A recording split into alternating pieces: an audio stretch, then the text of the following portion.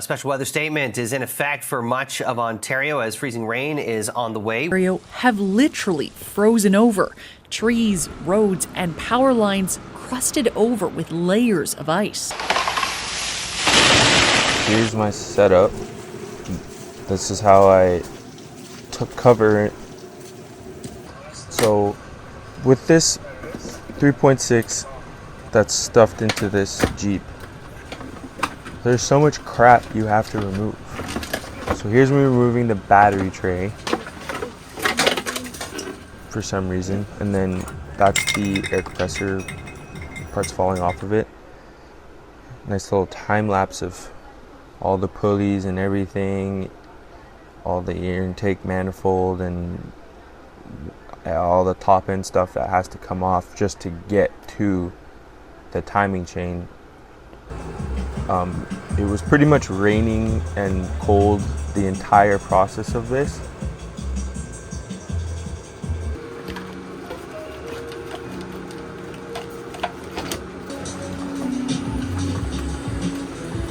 Yep, just taking off the valve covers. Here I'm trying to get the motor to top dead center.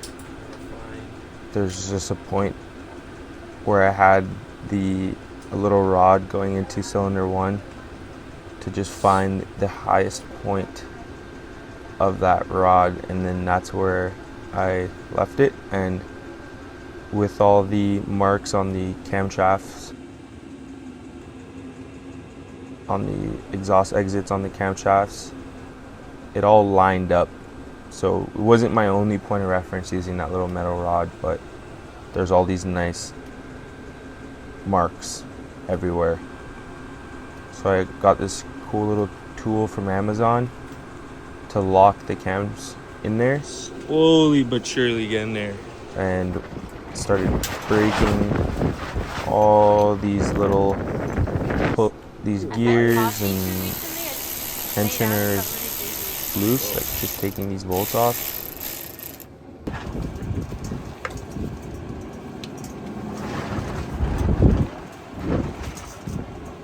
Crazy because things are broken. Like there's supposed to be little clips here, and they're not there. I guess that would make sense why it's not working. 2 little broken clips from that tensioner were in my oil pan. Maybe, the tensioners were on their way out, but I just had a bunch of codes that led to my conclusion that it was the timing chain. Like I had a misfire. I had both camshaft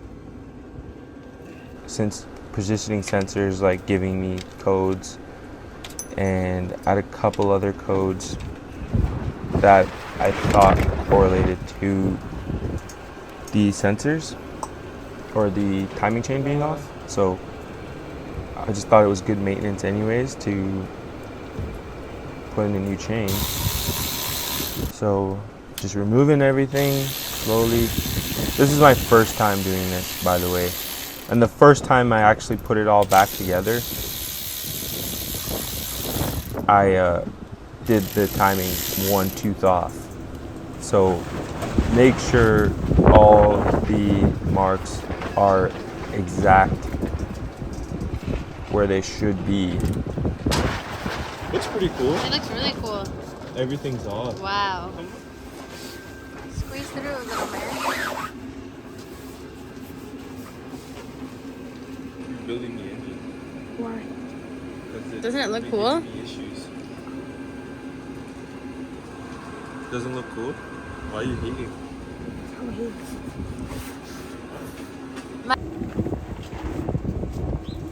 Cleaning up all the surface. See how much We're we can run it scraping off all the old up. gasket. I don't know. Who's the client? North Face. The old gasket that I had to put on. Scraped it all off, got the surface clean. Here I'm putting on the new chain. Making sure to meet all the marks that the manufacturer recommends. I got my timing chain kit from Milling off Rock Auto. Super easy, ordering process. Oh, and that goes on the tensioner, and that pushes it to what?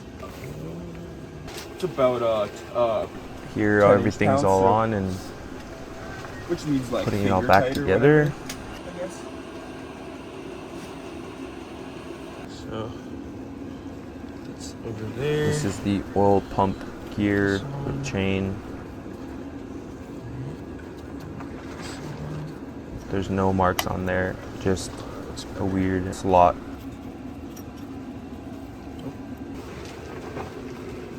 Now it's time for reassembly. Let's put this on for footy. Does plastic look like it's gonna... Pulling the pins here, releasing tension.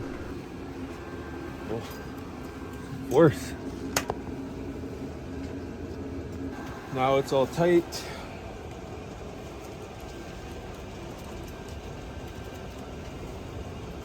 My timing marks are all good.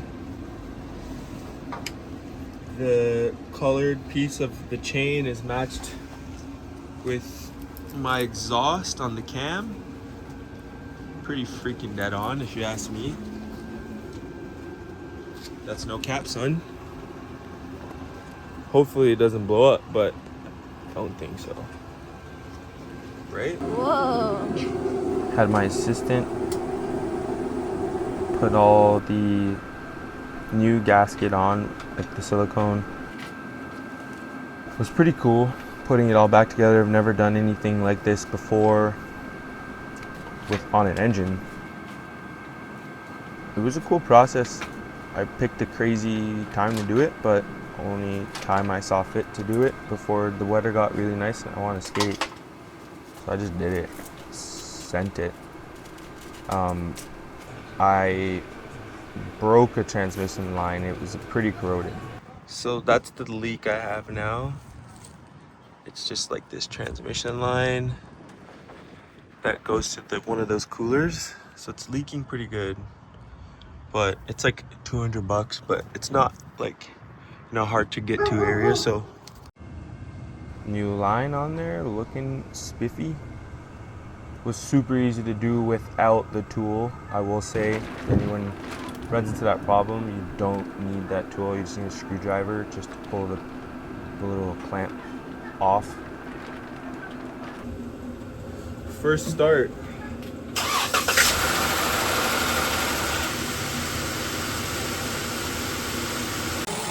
We could try it. We could try it. Take the smoke from water. Yeah. So I've never had full RPM range, so let's give it a fucking twirl.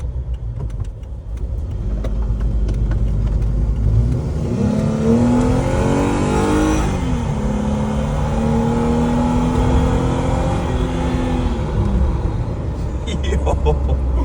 Alright, that's enough. No codes. No code.